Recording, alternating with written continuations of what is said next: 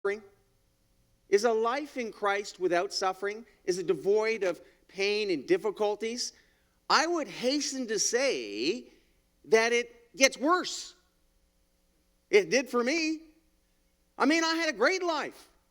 It was a wonderful life. It started in 1957 in December when my birth mother, who was a professional musician in Toronto, had an affair at a Christmas party, and I was the result. But I'm very thankful for that because she didn't abort me. And we all know what's going on with the abortion issues today. So God reconciled that with me. I never, ever had those experiences of abandonment, ever.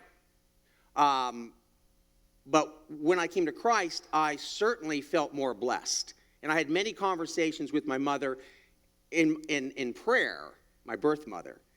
And so I was very thankful that she went through the pains of giving birth and decided to give me up for adoption. And it was not an easy beginning, I'm told, because I had an internal blockage. There was an operation I went through to save my life, and I was very colicky, so I wasn't chosen right away. I went through the foster care system for a little while, but the good news is a loving couple who couldn't have children of their own chose me, and as well as I have a brother and a sister. And we lived in the beaches of Toronto until I was 6, and then we moved to California. And I was super hyperactive, off the chart hyperactive. That's another God story. He's done a remarkable job of bringing me to this place of peace. And because of that, I was unruly. I didn't follow rules. I didn't know about boundaries. Even though my parents were strict, I lived another life when I was away from them. And I got in a lot of trouble. And I was starting to get in trouble with the law.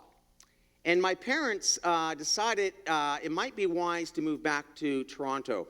And so that was a good decision, even though I thought it was horrible. I was 16. I was going to spend that summer on the beaches in Santa Cruz surfing with my buddies, and indulging in debauchery. But my parents thought otherwise. But it was difficult because here I was going into grade 11, a new country, a different culture, with no friends. So what I did, I picked up where I left off, and that was marijuana. I was always a guy that knew how to make money. And so I decided to buy a serious quantity. I thought it was a large quantity at that time. It was a kilo. And I divided it into ounces, we called them. And I made sure there were 5-finger ounces, so they were good measures. And that's how I made my entrance into high school. And I became popular because they thought, being from California, this stuff came from California. California had some good stuff. And I'd be very popular at the parties because I would bring joints, and I'd roll 25 or 30 and bring them to the parties. And then one day, I was meeting a group of guys, and I overheard some voices before I went into the house, and I heard my name mentioned. And this guy, who I thought was my good friend, was saying, "Oh yeah, that Sessions guy. The only reason I hang out with him is because he gives me free dope. He's a jerk." And it hit me pretty hard. And that's when a lesson about being used. And so that stuck with me. And there's another story about that guy down the road. 2 years, it was interesting. I'll fast forward. Just about 4 years later, when I started to become successful, I used to have my car's hand washed. And I would go in to inspect the guys washing my car.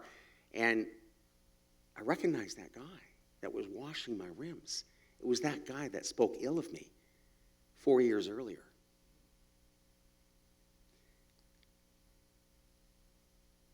I made it through high school, barely. Athleticism I excelled at because it was physical. Academic, not so much. And my grandmother, as I was growing up, we called her affectionately Grandma the Witch. Said, John's either going to be a criminal or he's going to be a good salesman. Now, I know for some people it's hard to distinguish the two, but I consider myself a good salesman. And so I had I played a little pool growing up. We had a pool table, and I became pretty good at it. So I would go to bars and make a little bit of money. And I met this one gentleman who was better than me, and I was pretty good, and I was impressed. And he told me he sold crystal. He was dressed pretty in a suit. I said, crystal? I was thinking crystal chandeliers. I said, crystal. I met him a year later, and I thought maybe twice was more than a coincidence. It was an opportunity. And so I joined him, and he was about 8 years my junior, and he was a remarkable individual in that he was like athlete of the year. He was going to be a dentist. And after he graduated with a Bachelor of Science, he told his mother, I'm going to not go into dentistry, and this was a product of a single mother, I'm going to start selling pots and pans. and laugh as you will, but there's a lot more to it than that. So I joined him, and there began my career in sales. One of the great things I did, and it was when I was 21, because I thought I was floundering a little bit.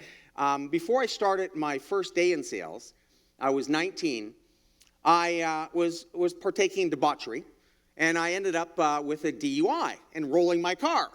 So I started off not having a vehicle or a license to get to my sales calls. So that was actually a blessing in disguise, because after I burnt out my friends and relatives, and taxis and buses were too inconvenient, I started hiring people. I put ads in the paper to hire them. And when they'd show up for the interview, I would ask them, we're going to drive your car. I want to see how you drive. And I'd give them a few bucks for gas. That's where I learned how to recruit at a very early age. And that would serve me very well later on. So I took a really great course. I thought I was floundering, as I said. It was a Dale Carnegie course on effective public speaking and human relations. And it changed my life, and I became a bit of a star in sales almost immediately because I learned some things about myself. And it didn't stop there, except the problem was my nature, sinful nature, was able to fully express itself. And our market, as Joe alluded to, were single working girls, and we were in their homes. Dads, protect your daughters. I have two now. Okay, we'll talk about that. Protect your daughters. And the challenge of my behavior was I was to be married. And I'm thankful for my earthly father in many ways because, and I think Mike mentioned this at a program he was at not too long ago about investment of time. My dad really showed us love in the form of time. He spent a lot of time with us, but he was never able to express love verbally. And I really didn't see it exemplified with my mother. So I didn't know how to love. And here I was going to enter into a marriage, but I did because she gave me an ultimatum. And so I said yes. And so the first thing I changed, I said I can no longer see single working women. That wouldn't be good. I changed careers and got into the RESP business where I'd be visiting married couples. I thought that would be safer. Once we were married, I didn't act like it. I was still who I was. I didn't change at all. Not at all. My sales career started to flourish. The money started pouring in. Everything I thought was great, except my marriage ended 12 years later because I didn't spend any time with her. No time. And when I did it reluctantly. The good news is to this day, because I committed, even though I wasn't a Christian, to look after her, I honored that commitment financially and blessed her for 13, 14 years after the marriage, financially. She didn't want for anything. And to this day, she still cleans my house, and she does it free. I know it sounds weird, and my current relationship and previous relationship thought that was weird too, but I like to think I'm a Romans 12 Christian. I really studied what discipleship looked like and how we're to treat others. And I try to be peaceable with everybody as much as it's possible. So here I am, single, making a spectacular amount of money. And one of the things I did when I was early on, I was maybe not the smartest guy, but I was smart enough to get around smart guys. And one of our mutual friend was an economics major, and he taught me that unearned income through capital is much better than earned income through labor. And I learned the 3 ways to make money. You work hard. Well, you can only make so much money doing that. The people you hire that make you money, and then the money that makes you money. And so I started investing in real estate when I was 21 in the beaches of Toronto. And I had, I think, about 5 properties by the time I was 24. So I started to do that. But then the money started coming. When I was with his RESP money, it started to really come. In fact, I made $8 million over my 20-year career. And averaging about $400,000 a year. I had years that were $600,000, plus my investment properties, which I would sell periodically. And I don't think that was necessarily a good thing, although I thought it was a great thing at the time, because it allowed me to do whatever I wanted whenever I wanted. Because I had people working for me, I didn't have to always be there. So I traveled. And I was, here's the word, pure through and through. I was a hedonist. Self-pleasure. Now, I had a decent heart. I was an okay guy. I was generous. But I was a hedonist. So I was self-serving. It was all about me and to gratify the desires of the flesh. But I thought that was the way to go. I thought that was normal. It is normal if you're not a Christian. That's the way of the world. Well, things were about to change. Every year we won an incentive trip, the guys that did well in sales and management. And this particular year, my partner and I broke all the records in the industry. We were flying high. Those records still stand today. It was a great, a wonderful marriage, the two of us. And I was flying to Hawaii, and I was going to cruise the Hawaiian Islands with 110 of my colleagues from across Canada. We were delayed at the Pearson Airport for 4 hours, and so it was like homecoming, annual homecoming. We chat with all the people we hadn't seen for a year across the country. And there was this one particular woman that I was speaking to that changed my life. She was one of our vice president's wives, and she was full of fire. I've come to realize the Holy Spirit. I mean, her eyes were ablaze. And we started talking. And, she's talking about this Jesus guy. Now, remember, I had never gone to church to speak of. I had never read the Bible. I was 47 years old young. I had it all figured out. But she compelled me to say something about Jesus, because my wife was a Bible thumper, my previous wife. And she would speak, because she had a photographic memory, about things of the Bible, and I couldn't refute her because I was ignorant. So when this woman was speaking to me about Jesus, the only thing I could tell her was what I knew. And I said, it's funny you should bring up this Jesus fella. Because I had written in my personal goal chart, sandwiched in between wanting to make $500,000 and buy my 10th investment property, I wanted to develop a relationship with my Lord and Savior, Jesus Christ. And she said, John, that's great. You're ready. I said, for what? She said, to be saved. I said, when? She said, now. I said, no way. Talk to me later. I mean, I've got all my colleagues around me. I think I'm embarrassed. I said, what? I don't even know what this is all about. So here I am on the cruise ship. Up to my normal self of getting in trouble, to the point where the captain was going to throw me off the ship at the next port of call. So my roommate is giving me messages. I'm hiding out of the back of the ship, undercover, playing ping pong with a bunch of other guys. Things travel fast on the ship as far as that goes. So I was hyper-focusing so I didn't have to deal with my problems. And the only other person there was another gentleman who I had, one of my previous clients who joined us. He happened to, in his previous life, open up churches all over Russia, but was getting burnt out, so he joined us. He was there.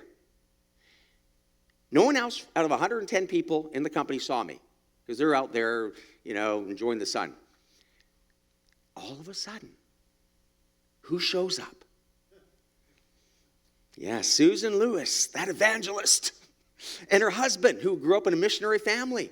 And she taps me on the shoulder. She says, John, are you ready? I said, okay. I put down my paddle. And the other guy that opened up those churches comes with us. I don't know what's going on, so we sit down at the table. And she says, now just repeat after me if you're ready to receive Jesus. And so I spoke the sinner's prayer, and then they start speaking in tongues. And when they finished, they said, would you like us to help you with your problem? Everybody knew, of course. I said, no. I had this confidence, that quiet confidence that came over me. I'll deal with it. They said, go back to your cabin and open up your Bible. So I went back, opened up the Bible, and they said, start with the gospel, start with John. So I was reading, and I didn't know it then, as I've come to realize it now. This peace came over me. You know that peace? And it was the indwelling of the Holy Spirit. I physically experienced it. Didn't know what it was, but I experienced it. And whatever problems I had, the worry, the embarrassment, the shame, the hungoverness, disappeared for a moment. Well, that's when my troubles really began. Because now I was kind of on my own because they didn't live near me. And here I was, this born-again Christian, but my old sinful nature was still fully operating, except the Lord was knocking and speaking to me ever so gently. And so I prayed for him to bring people into my life to help me in my walk. And he answers prayer, right? He knows, especially when you ask him to place within you the desires of your heart. Because his plans are greater than our plans for ourselves. He knows what he wants for us. And they were laid down before the foundations of the earth, right? I mean, right from the beginning. He knew what he had for us. So I said to him, please, Lord, please. And I kept surrendering, and I kept doing all these things I was told to do. And sure enough, a gentleman showed up in my life who I was going to for personal training. Big, mammoth German guy, yes. And turns out, he didn't look like it, but turns out he was a Christian. And he gave me a Bible. And he said, John, we start doing studies together once a week. And he said, we got to find you a good church. So we went to 7 different churches. We found one I kind of liked because of the study we were doing. They were going to do it through their LRG. And that was the Rick Warren's Purpose-Driven Life series. So I chose a Friday, so that would be one less night I would party. And I've been with that church ever since, 16 years later. And I asked him, I need someone else, Lord. I just need someone to help me. And I'm not a lone wolf. I'm a guy that likes to partner with other people. I know my weaknesses.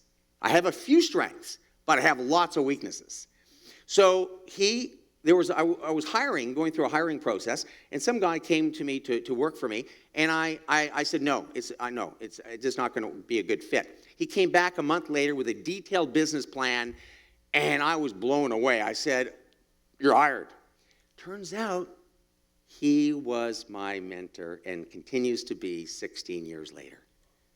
And what he's gone through and what he's done is such an inspiration for me every time, not sometimes, every time. And it was once a week we got together. The power of the Holy Spirit magnified itself, and it was such a physical experience. I mean, there was many times he'd invite me over to the house, and he made sure his children were home. But it was amazing, and it still is to this day. So I'm thankful for that.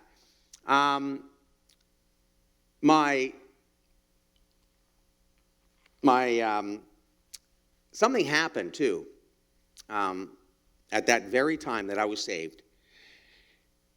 There was a woman who was, I guess for lack of a better word, chasing me. At the time, I was, the big guy in the company, made all this money, dressed well, spoke well, had this certain energy about me in those days. And she arranged to meet me, and she said in the conversation, John, do you like yoga? I said, well, I've tried it a few times, yeah, I'm flexible, I kind of like it, so she said, why don't you come over sometime? I live close to the office, and I can make you a bite to eat, give you a little break. That sounded enticing enough. So I did that, and she basically was setting a web. And, a couple of months into this, my old nature took over. But something was different this time. I would feel a little more guilt. And there's something was off with this. And the Lord prompted me to just don't see this woman. So I broke away for about 2 months, just disappeared for a couple months.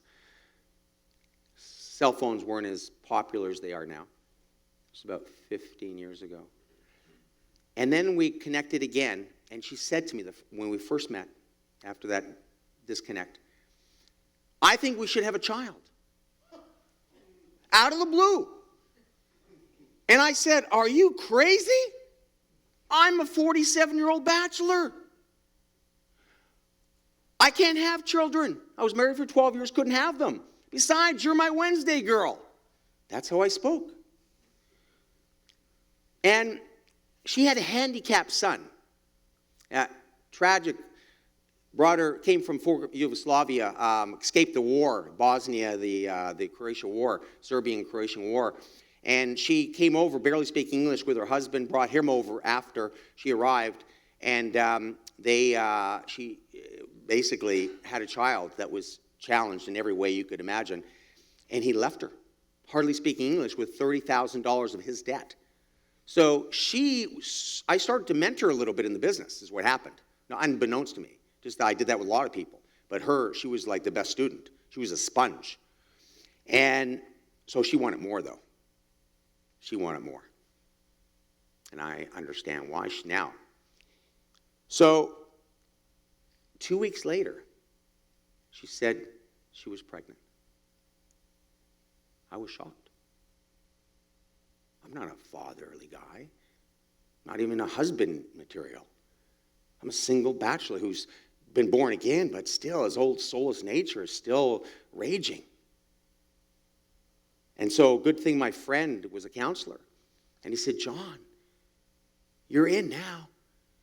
You got to make that mother feel at peace. She's carrying your child. So I did.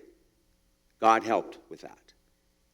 That transformed heart he speaks about. I'll take away your stony heart and give you a fleshly heart. It showed up. And when the child was born, it really showed up. I learned a little more, practically speaking, what agape love was. Because the only kind of love I knew was eros love. The only kind of love I knew. I remember listening to Dr. Stanley, who's one of my favorite teachers. Or Andy, I think this was his son in this particular program, Andy Stanley. And he was speaking about the five different kinds of love. And when he spoke about, they got around to agape love, and he said it's sacrificial love, it's selfless love, it's where you focus on the needs of others. First thing I said, what about my needs? That's what I'm thinking to myself. But then I got it. Slowly, as the transformational process and the regeneration of the spirit and the renewing of the mind started to take effect. So when this child was born, that's when I was really able to grasp the meaning of agape love and how critical it is for the believer to grab a hold of and to practice. Well, because we got closer now, because I spent more time with her, she became pregnant again. And I was, that was okay at the time. I helped her buy a house. I was a real estate investor. I helped her buy a house in the right area. We got a full-time nanny. But a little while later, I said, I'm gonna move in. Well, that wasn't such a good idea. Because here's what took place. And here's what I didn't know. When I moved in, we were starting to bicker a little bit. We were starting to fight. There was I said, what's going on? This shouldn't be happening, this battle. Well, she was a transcendental meditator at the Siddha level, which is the yoga flyer, the one that pays all this money. Has been practicing for years and years and years. And it's basically Hinduism. Her guru was a 5,000-year lineage of Hindus. And that's where she went for her knowledge. She trained under. She was a very, super bright girl. And she was a learned girl. Just the wrong things. And before she made major decisions, she would consult with mediums. Her house was filled with these, became more so, idols, false idols, and these gods, and, maharishis, and, this house, and my friends who were very familiar with the occult. John, it's a spiritual battle. It's not flesh and blood. It's in the powers and the principalities in the heavenly places. This is a spiritual battle. So I started to read on this and study this. And God said, make a choice, Jesus or Vesna. I chose right. He arranged for me to be extracted from that environment. I moved to one of my homes, which was 7 minutes away. But I still spent the evenings, the nights, many nights. So the girls, who were age 3 and 5 at the time, wouldn't notice anything different. God put that in my heart. It was excruciating to be there. But God put that in my heart. Sacrificial, beautiful example of Christ. And that was just the beginning. Because now I had to extract myself from the soul tie. And the strongholds. And everything else that came with that. This book helped me tremendously. Liberty Servard, I don't know if you've read, Liberty Servard and the Breaking the Power, Shattering the Strongholds. I digested and dissected, and every night I'd go through these books. It took several years. But finally I was released. Well, and I got to spend an enormous amount of time with my girls. Because there was never another guy in her life. And something happened in my career. God started to make some changes in my financial life. That business I had where I developed, I had a huge, great, successful business. All of a sudden, I was in a lawsuit. I had to quit on the advice of lawyers. So I went from making whatever. After the lawsuit was finished, who wins? Who wins in lawsuits? Yes, exactly. Lawyers. Nobody, you're right. Or someone said, maybe don't cast aspersions against all lawyers. But so now what? It didn't take me long to burn through cash. My monthly expenses were $16,000 a month. I didn't, all of a sudden, my lifestyle wasn't going to change all of a sudden because I didn't have the money. So that happened. Then investments started to go south. We bought a bunch of houses in the U.S. through an investment club after 2008, and the company that was holding it and was going to change the titles went bankrupt. We had another out in Fort McMurray. We bought a bunch of property out there through a collective investment club, and it went bust, and the banks called the notes. We lost our money there. A friend of mine who was a pastor for 12 years, we connected, and we became really good friends. He was involved in raising money. So we got involved in this investment, not scheme, but to raise money. We raised millions, and I put a lot of my own money in it. And guess what happened? It went bankrupt. Then he had his own thing he wanted to do. So I was with him all the time and started pouring money into his thing. I was real excited. He developed brain cancer and died within a year. That money all disappeared. I mean, how could this continually happen? And then I looked at the mother of my girls who start to skyrocket in sales, making $300,000-$400,000 a year. It was almost like what was happening to me this way started happening to her this way. She wasn't a Christian. So it perplexed me for a little while. But I knew what God was doing. He wanted to take away the old. Everything I did on my own strength, my own desires, he wanted to take that all away. And this new we hear about, the old is gone, the new has come. He wanted to create the new. So he did. He started to do it slowly. He did it first with relationships with women. He brought women to my attention, not for lustful purposes, but for pouring into purposes. So I would not engage in anything physical with these women. I would simply pour into them, whether bringing them to Christ, whether sharing the gospel, whatever it happened to be.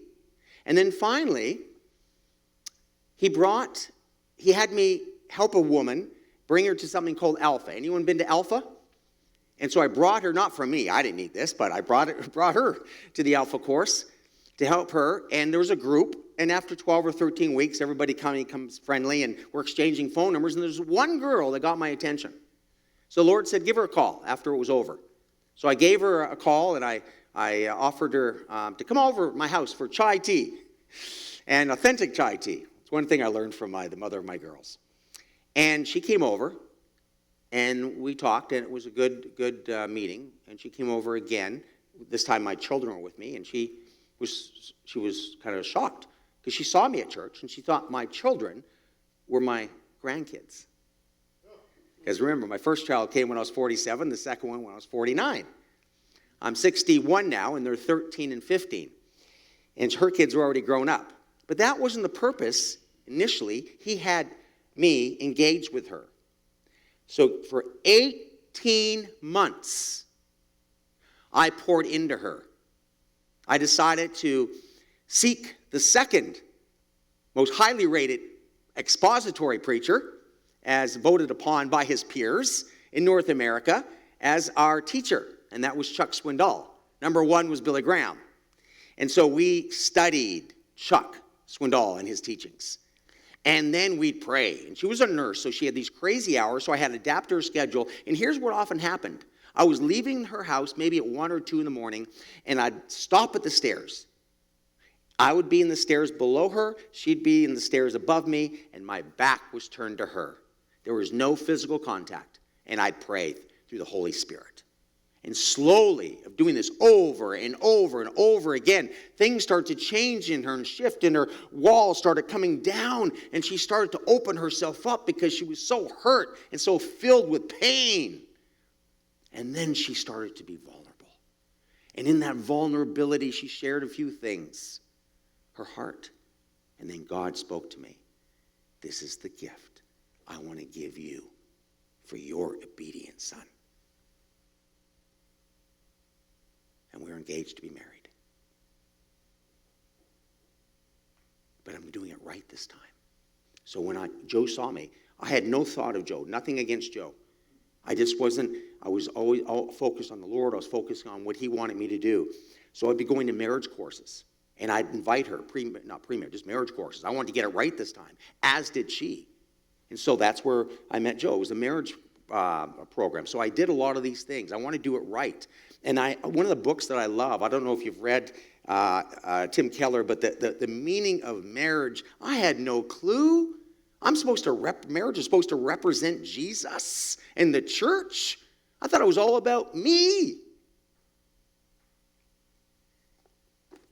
Choosing Marriage, Deborah Fillet, phenomenal, gifted counselor. No, it's all about we. So I'm learning these things, and when I love books, and I love reading books, and I love dissecting books, and for any of you single people, this was a phenomenal book, The Sacred Search. What I always did is I always buy several copies, and I would give Sylvia a copy, and I'd say, you study it on your own, I'll study it on my own, and then we'll take copious notes, and let's compare our notes. So we did this book in 3 settings. And the last third of the book that we studied together, the parts that we highlighted and underlined in red, separately from one another, 90% were the same. The compatibility is unbelievable. Unbelievable for a guy who's a little off the charts. She was off the charts. Every physical thing I did, because my kids, we do physical stuff. We love the rock climbing. We love the zip line things, anything physical. We'd take her on all these things, and she'd complete them all like it was nothing. She was a tomboy, turns out.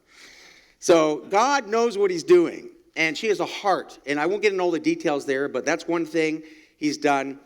It's interesting how when he takes away, he will also what? Restore. He'll replenish. And so now I'm involved in a new business. I still have a business. I have always had this business, but it's not enough to cover my expenses. I just don't have to physically be there.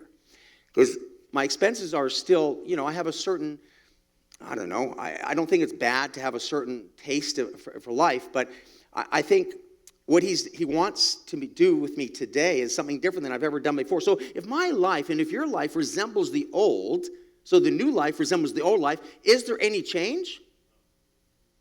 Where's the evidence? I love that little thing. If you were convicted of being a Christian, or you were charged with being a Christian, would there be enough evidence to convict you? I hope so. So we should see change. So now he's got me doing a job. We used to make fun of people with jobs. Just over broke. I never had a job. I haven't had a job in commission sales for 42 years. Didn't answer to anybody. Now I have a job, and I got to listen to this person barking orders at me and just smile. I know what it's like, that word boss spelled backwards. I've experienced it. But you know something? God has changed my heart. I'm not serving her. I'm serving him. So whatever I do unto the Lord, not men. And it's funny, your awareness changes.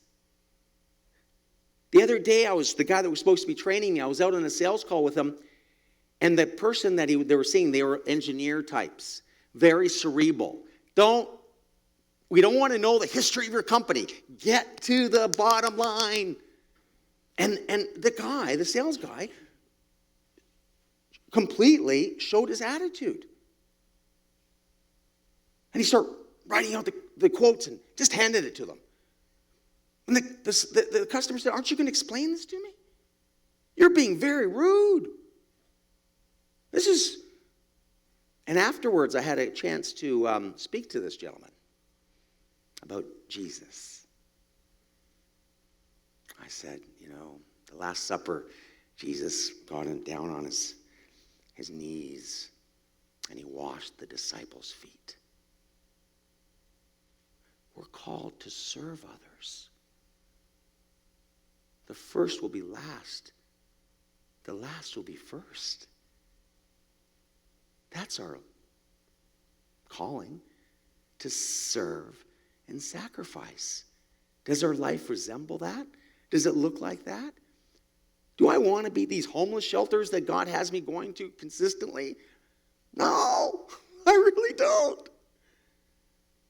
But he's called me to do these things. I would never think of doing these things in the past.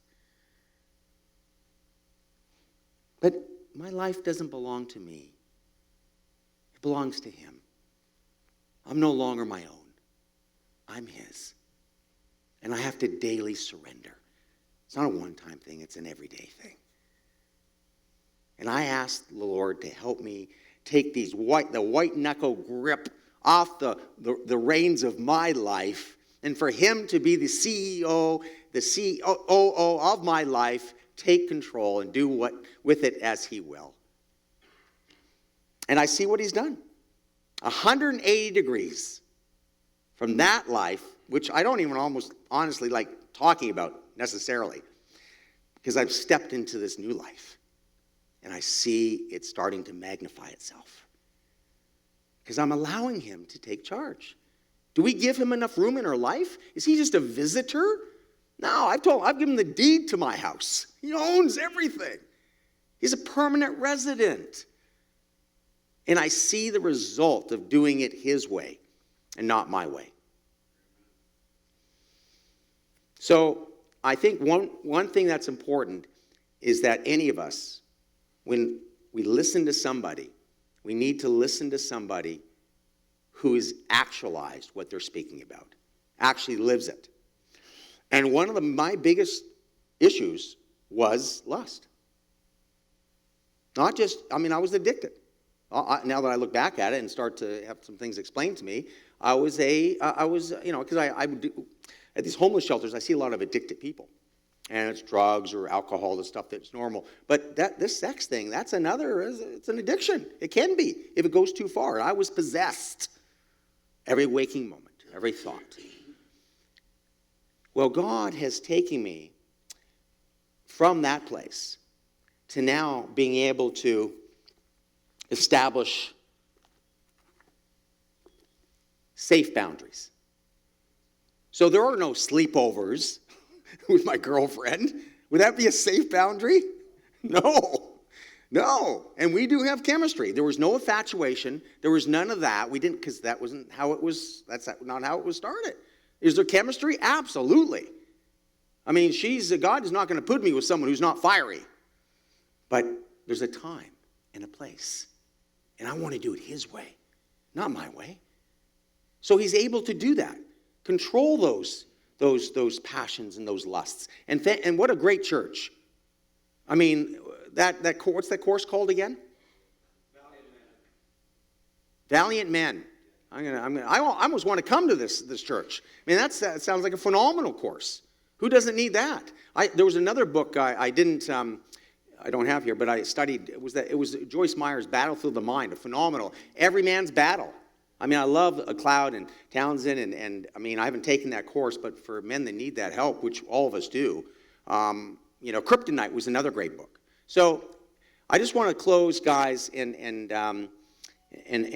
this, that if I leave you with anything, I think you men have great hearts. That's why you're here.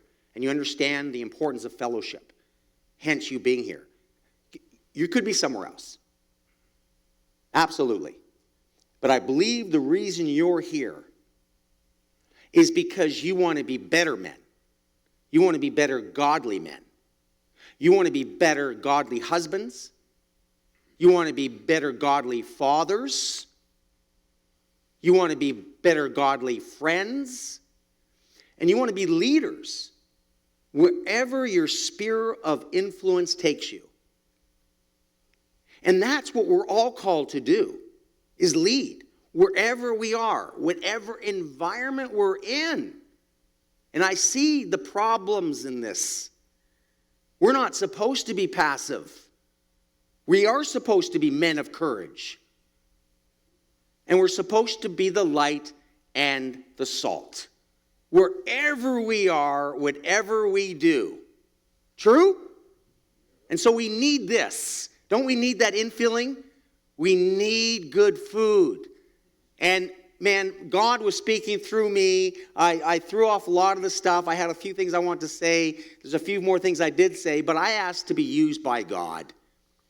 That's the only thing that interests me, because I don't serve man, as I said. I serve God. We serve a great God.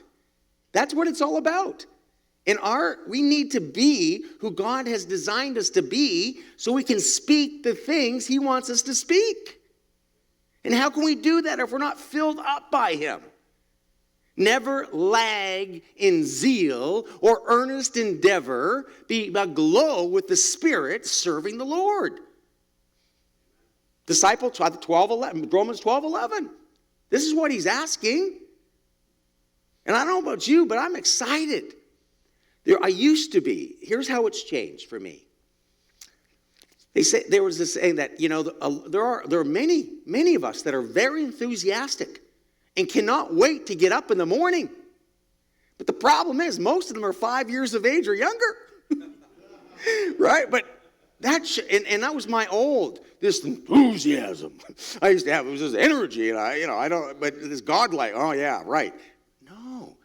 I don't know about you, but when I focus not on men and women, but focus on God, serving him, it changes my level of motivation, if you will, of my excitement every day. I'm doing something I don't want to do right now. I don't want to do this grind. Never had to. So I have to be filled with him in order to give me whatever it's required to do it with a smile, serving others. And then everything you do, I don't care what it is, sweeping the streets, serving the homeless, doing whatever you do with that zeal. See, that's what I think we need to be more like. We need to be excited about who we are in Christ. The unbelievers don't know. They don't have it in them. Right? They don't have the Spirit of God in them. So everything is foolishness to them. Because it's all spiritually discerned. Well, how can they discern? And the enemy, the god of this world, blinds the minds of the non-believers. They don't know that they don't know. They're unconsciously incompetent because the god of this world is a deceiver and a liar. And what does he speak into them? Lies and deceit. So what are we called to do? Truth. We're called to speak the truth. In everything we do. And that's something we need to be excited about. Like not passive, but excited. What does he say about the word? It's active and alive. Right? Useful for the righteous to teach and to train and to rebuke and to correct. So the man of God is fully equipped for all good work. But here's the good news. And this is what gives my fiance a little bit of hope. For a guy like me. She speaks this very clearly. She said, John, God began a good work in you, and he's going to bring it to full completion. So my hope is that what's ahead is going to be really good. So we're all a work in progress, are we not? And that's the hope for not only ourselves when we have those quiet moments in contemplation where we're by ourselves, which a lot of people don't like doing, and the people that are closest to us, our spouses, our children, is that we are a work in progress and we're getting better and better and better. An improved version of who we are right now. And that's the good news. So I'll leave you with that good news. What's impossible for man is possible for God. And he is going to bring that work he started in each one of you to completion. So thank you, guys. Thank you very much. Awesome. I want to thank John for coming today. I've known him for many years, and what he's saying is true. He's transformed. No one knew him in this room like I knew him, and he went above and beyond his talk. I'm really impressed, and my prayer is he moves to Kitchener to help us at our church here. Thanks, Joe. Awesome. Let's all stand, guys, and just going to close with prayer here. Hope you guys had a good time. A lot to learn. One thing